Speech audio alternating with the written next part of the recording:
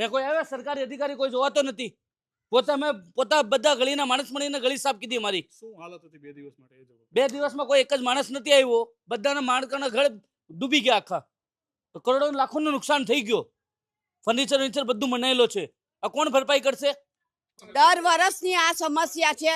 કોઈ આ ખાડીને લીધે રાજકારણીઓ નેતા આવતા નથી. એ આ ખુલ્લેઆમ હું કહું છું, કોઈ રાજકારણીઓ આવતા નથી. નથી ભાજપ કે નથી કોંગ્રેસ, કોઈ આવતા નથી. જ્યારે મત લેવાના હોય છે ત્યારે બધા વરઘોડો કાઢે છે. તો હવે તમે કેમ આ ઘડીએ નથી આવતા કે તમને કોઈ સહાય જોઈએ જ? અરે તમે દૂધ તો આપો કે ગરડા માજીને દૂધ તો પીવડાવાય. અને આ અત્યારે એટલું નુકસાન થયું છે ને, લગભગ બધાનો સિંગલ માળિયા હતા બધાનો ટોટલ 100% નુકસાન છે. 1 રૂપિયાનું કંઈ બચ્યું નથી. હું અત્યારે કામ કરું છું ને તોય મારું અત્યારે કઈ ઘરમાં એવું છે, મારે એટલું નુકસાન થયું છે.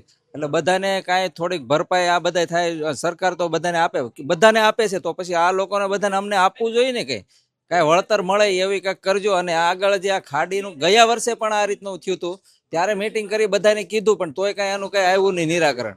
અહીંયા કોઈ ખાવાનું છે ને કોઈ પીવાનું. કોઈને ઘરમાં લાઈટ નથી. જો કોઈને ઘરે લાઈટ છે, હજુ આપણે લાઈટ નથી. હજી અમારે લાઈટ નથી આવીને 2 દિવસ જે અમને અગવડ પડી છે એ તો તમે બિલીવ નહીં કરી શકો એટલી છે. દર વખતનો આ પ્રોબ્લેમ છે. આ લોકોએ અંધાધર પાણી છોડી દીધું છે.